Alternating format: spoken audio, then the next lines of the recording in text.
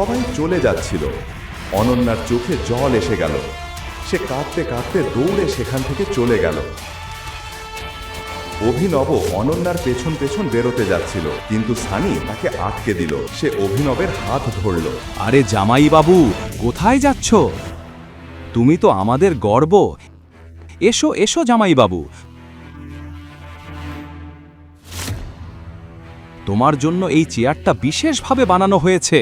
এই বলে সানি অভিনবকে সুন্দর কিন্তু বিপজ্জনক দেখতে একটা চেয়ারে বসার জন্য ইশারা করল। আরে সানি, পাগল নাকি? ও এই চেয়ারে বসতে পারে না। তুই তো জানিস এটা কার চেয়ার, তাই না?